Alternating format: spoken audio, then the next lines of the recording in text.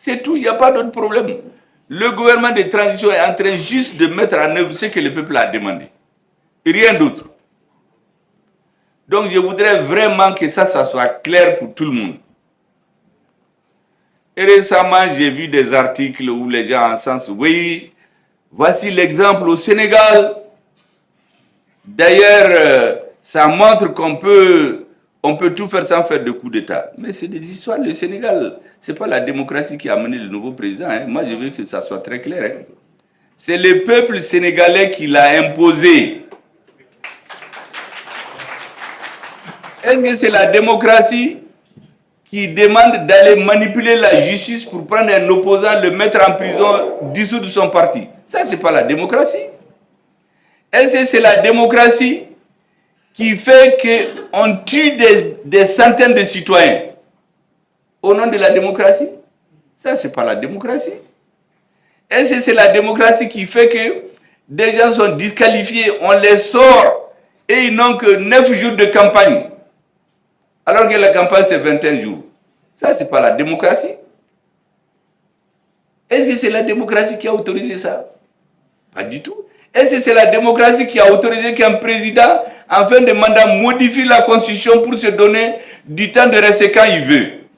Ça, ce n'est pas la démocratie.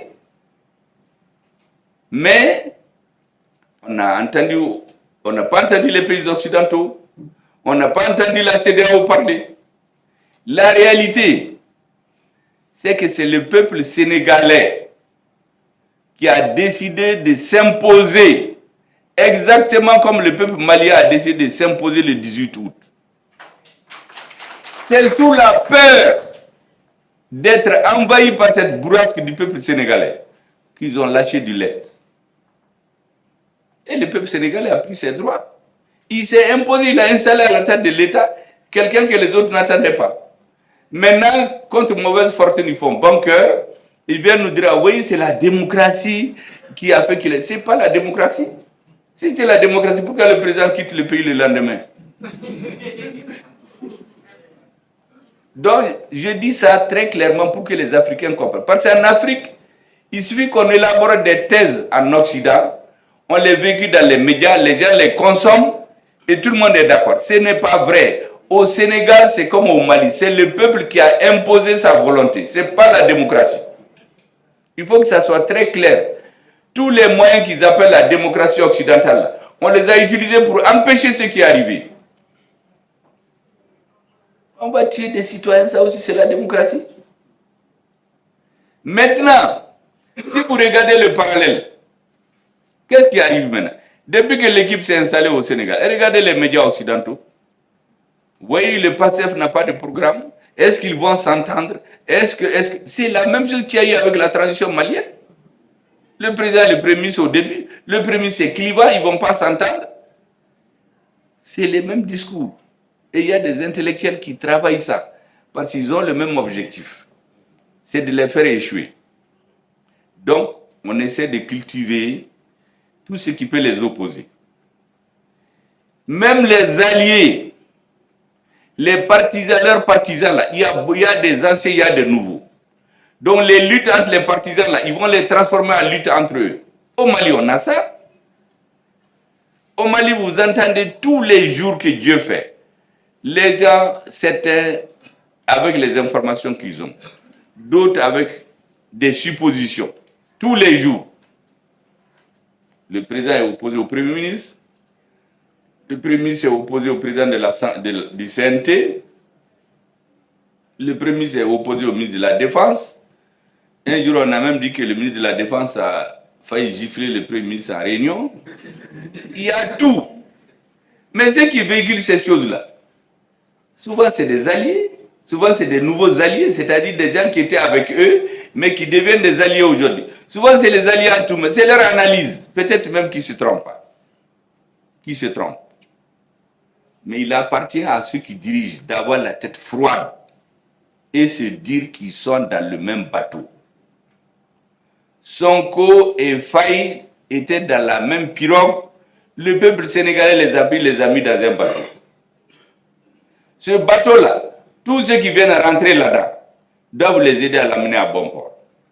Mais là-dedans, il y a des bagarres entre eux. Certains vont sur qui sont les plus aimés. J'ai dit ici au début de la transition qu'il faut qu'on laisse le peuple malien choisir d'aller vers de nouveaux horizons. Je l'ai dit le 4 juin 2021, je n'étais pas encore Premier ministre. Et j'avais dit ce jour-là que le jour où on va faire ce choix, les Maliens doivent se préparer à rencontrer des puissants vents contraires, à rencontrer même des cercles de feu. C'est la même chose au Sénégal. Il y a des forces qui vont tout faire pour les faire échouer. Ceux qui ont perdu la voie allaient s'organiser à l'extérieur, à l'intérieur, avec le soutien des puissances dont les gens ont été mélangés par Dieu. Mais ce que je leur dis, il y a leur agenda, il y a l'agenda de Dieu. Dieu qui a fait que ces gens-là sont venus au pouvoir. Dieu fera qu'ils vont gagner. Et tous ceux qui vont se mettre contre eux, là, ils vont échouer. C'est comme la transition malienne.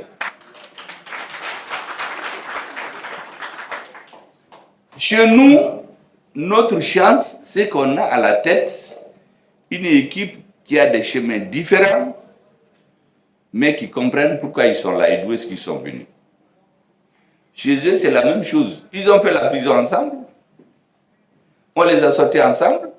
Et sont quoi? L'intelligence, ce qui est rare en Afrique, de proposer Bassirou Faye à sa place. En Afrique, les gens se disent, tant que ce n'est pas moi, je ne donne à personne d'autre. C'est sur ça que les ennemis, les perdants comptaient. Mais il a eu l'intelligence de pousser l'autre. Parce qu'il pensait la même chose. Il faut qu'il continue à penser la même chose. Et qu'il se parle. Parce que la gestion du pouvoir est différente de la gestion de l'opposition. On dit la lutte unie, le pouvoir divise. La seule façon de réussir, c'est de parler en permanence. Deuxièmement, il faut appliquer ce que notre président a toujours dit. Deux choses. Premièrement, Beki Joy Joyora, que chacun fasse son travail. Les militaires qui vont libérer Kidal, le Premier ministre ne peut pas aller les haranguer et faire le travail à leur place. Chacun fait son travail. Il y a un président, il y a un Premier ministre. La deuxième chose, le président nous le répète régulièrement. Il dit d'avoir interqué le centre de gravité du pouvoir de la transition, c'est le peuple. C'est encore plus fort et plus d'actualité au Sénégal. C'est le peuple qui a imposé ce pouvoir. Et les intérêts du peuple, les engagements de départ, rien ne doit les amener à s'en éloigner. Parce que les adversaires vont monter des astuces, les nouveaux amis pour les éloigner petit à petit. Et quand il y a le fossé là, ils vont quitter et commencer à crier. Pour dire que c'est. Moi, je voulais faire ce parallèle-là pour que les gens comprennent. Parce qu'il y a des gens paralysés politiquement au Mali qui n'ont plus rien à dire, qui rebondissent sur le cas du Sénégal pour faire des articles. Ah oui, il y a la démocratie là-bas, notre pays aurait dû être... Chaque pays a son génie. Le Mali a utilisé son génie pour imposer les monnaies bodéons là, parce qu'il fallait que notre pays là, qui était divisé là, qu'on le réunisse. Il a besoin de ces militaires là. Au Sénégal, le peuple a eu son génie comme monnaie bodéon et ils ont des problèmes qui ne sont pas comme au Mali. C'est des problèmes économiques qu'ils ont. Ils ont d'autres problèmes. Chaque peuple a son génie. Certains imposent des militaires parce qu'il y a l'insécurité chez eux. D'autres imposent des gestionnaires. Chaque peuple suit sa voie. L'essentiel, c'est que le pouvoir suive c'est pourquoi il a été élu. Il ne faut pas, une fois installé au pouvoir, commencer à voyager, à aller dans des cabinets, aller dans les grands hôtels et changer d'avis. Si le pouvoir continue dans cette voie-là, tous ceux qui vont s'opposer à ce pouvoir-là, Dieu ne leur donnera pas le chemin. Parce que ce n'est pas par hasard que Dieu a ordonnancé les choses pour que ces gens arrivent au pouvoir. C'est tellement il y a des problèmes que Dieu veut régler maintenant. Et ce sont ceux-là qui sont la solution. Sinon, aucun calcul humain ne pouvait démontrer que ces gens pouvaient gagner. Mais c'est comme chez nous.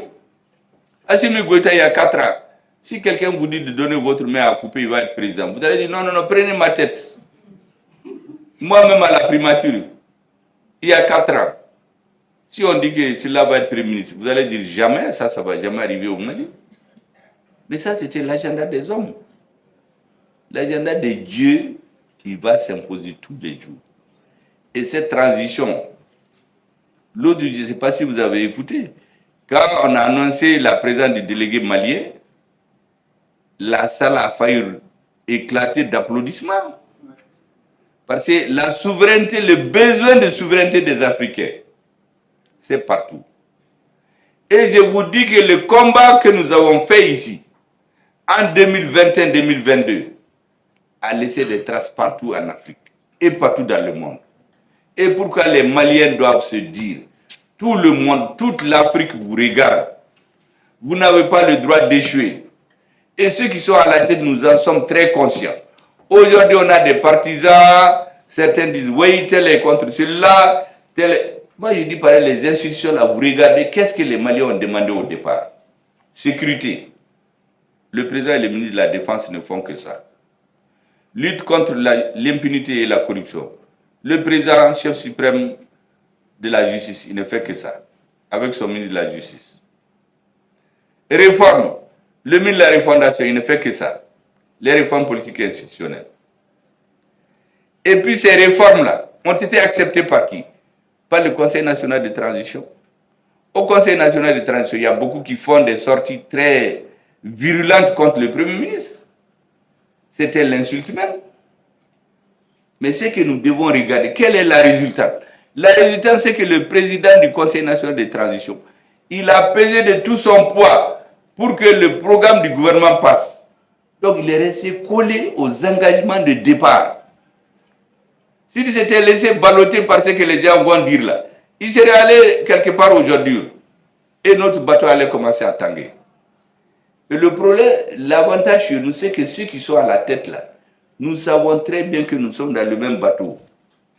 C'est pour cela que l'appel que je voulais lancer à tous les Maliens, vous pouvez avoir vos informations, vous pouvez avoir vos analyses, mais de grâce, ne posez aucun acte qui peut être de nature à affaiblir la cohésion au sommet de l'État. Parce que la cohésion au sommet de l'État, quand elle est remise en cause, ça fait la fête des ennemis. Vraiment, ça c'est le message que j'ai à lancer à tout le monde. Tous ces petits groupes qui se créent, d'autres sont dans des vidéomans, d'autres sont dans des associations.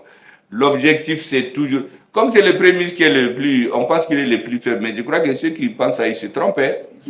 Le Premier ministre là, il est en acier là, il ne va pas... Il va plier, mais il ne va jamais rompre. Tous ceux qui pensent qu'ils vont le faire briser là, Son Excellence, c'est eux qui vont être brisés. je vous remercie infiniment. Parce que moi, je sais d'où est-ce qu'on est venu. Et on va où? Donc ceux qui comptent sur le découragement du Premier ministre là, ou bien l'énerver, ou l'amener à faire des fautes là, il faut qu'il se réveille au Kabouli Djonade. Au Kabouli Djonade. Et le président, les gens avec qui je suis, ce sont des guerriers. Ils ont fait la moitié de leur vie sur le théâtre des opérations militaires. Si ce n'est pas Dieu, aucun d'entre eux ne doit vivre aujourd'hui. Mais si Dieu a fait qu'il les a fait vivre jusqu'à ce qu'ils sont venus, comme on est bon Malien là, qui va être aussi idiot pour aller contre ces gens-là, créer des bagarres inutiles? Pour quelle raison? Parce que tout ça, la finalité, c'est quoi? Et c'est pour cela que je dis, en tout cas, si les uns et les autres m'écoutent, travaillons pour renforcer la cohésion au sommet de la transition. Parce qu'un pouvoir politique, quand tu veux l'affaiblir, on attaque la cohésion au sommet ou on le coupe du peuple. Nous, on est conscients que le centre de gravité de la transition, c'est le peuple. Mais la cohésion au sommet, c'est ce qu'il faut préserver comme la prunelle de ses yeux. Maintenant, les amis, ils peuvent faire des analyses, ils peuvent penser, mais ils peuvent être des analyses erronées. Ils peuvent travailler avec des mauvaises informations. Ils peuvent travailler avec tout. Mais les gens doivent se dire que tout le monde réfléchit. Ce que nous avons en permanence en tête, c'est qu'on est dans le même bateau. Ce pouvoir de transition-là, que Dieu nous en préserve. Si quelqu'un se trompe, cadeau d'enfant là, allez rebelle-toi là-haut. Mais la transition va continuer. Ça, il faut que et les militants et les dirigeants, que tout le monde se mette ça en tête. C'est pourquoi chaque fois je dis la transition là, allez de Kakodo.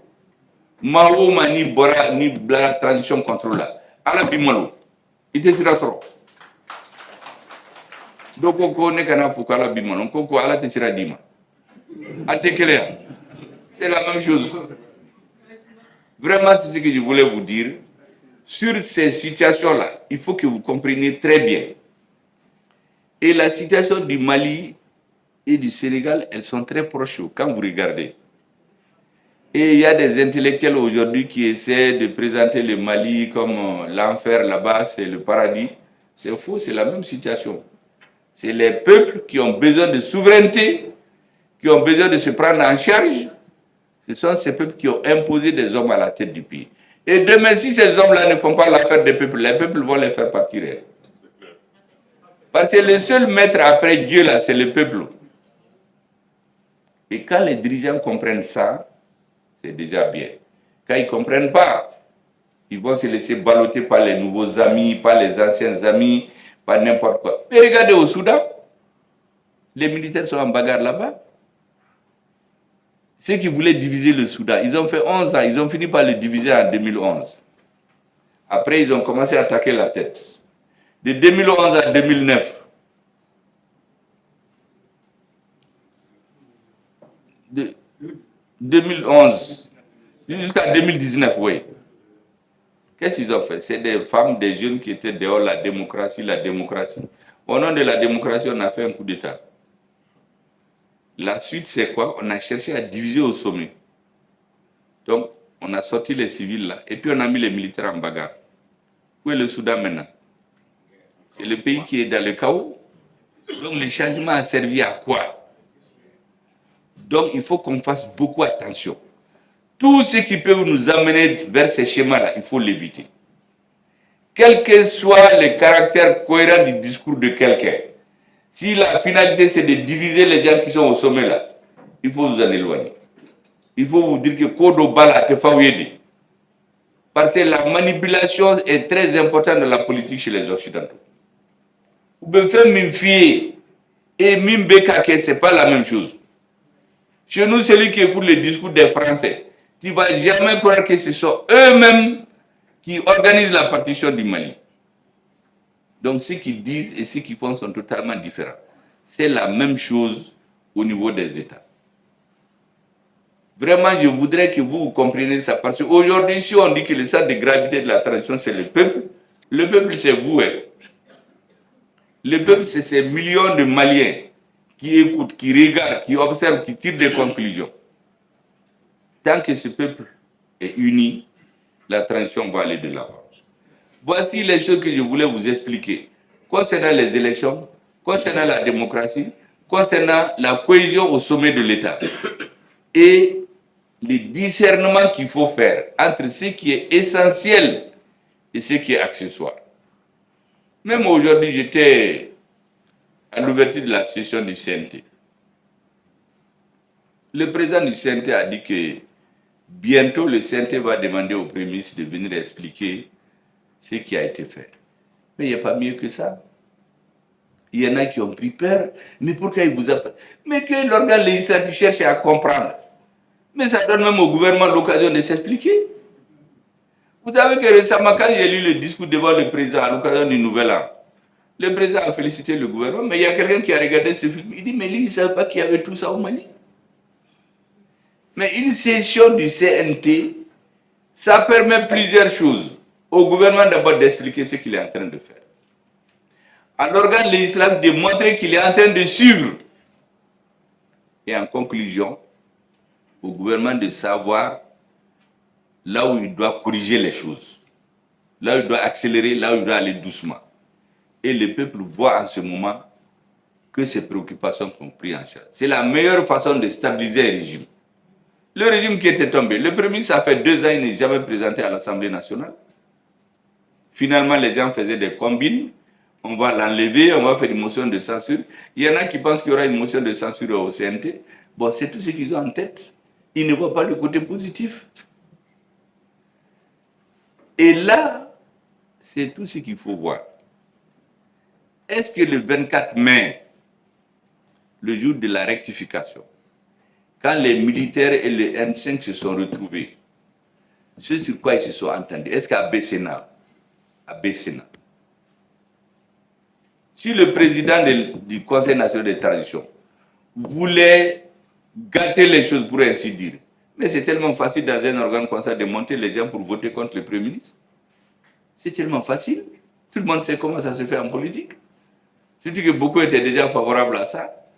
Mais non, il a pesé de tout son poids, malgré que les gens ont parlé, pour ramener les choses à l'accord, à l'entente cordiale qu'il y a eu le 24 mai.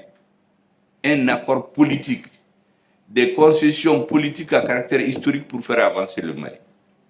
Celui qui perd ça de vue, il écoute les vidéomans, il écoute ce que les gens disent, mais il va se tromper. Donc vous, je vous demande, il faut avoir une analyse pertinente de tous les événements qui arrivent. Si vous avez besoin, votre chef peut venir, moi je peux échanger avec lui. Tout ce qui se passe en Afrique, moi je le scripte. Je le note, je l'analyse. Tout ce qui se passe tous les jours. Donc nous, on n'est pas là seulement pour le Premier ministre, tu rentres dans ta voiture, tu sors, tu vas à la maison, tu reviens. Ce n'est pas comme ça que ça travaille. Parce que beaucoup pensent que le Premier ministre, là, il ne fait rien. Il est là seulement, il fait les audiences, il s'en va, mais ce n'est pas ça du tout. Tout ce qui se passe dans la journée d'aujourd'hui, là, moi, je vais le scruter et tirer les conclusions en fin de soirée. Et chaque fin de semaine et chaque fin de mois. Pour ne pas se tromper. Le jour où on quitte ces affaires-là, on va aller dans nos champs et en ce moment, on peut dormir, on ne pense à rien. Mais tant qu'on a le sort du pays en main, avec des risques et des dangers, on dort un œil ouvert et l'autre fermé. Donc celui qui se lève, quand les Nyanakam il va venir tomber sur nous là. C'est tant pis pour lui. Hein? Parce qu'on ne va jamais sortir toutes nos munitions. En bateau blanc. Parce que la transition là, c'est pourquoi on est à Fawye. Tous ceux qui vont chercher à faire tomber la transition, c'est eux qui vont tomber. Inch'Allah.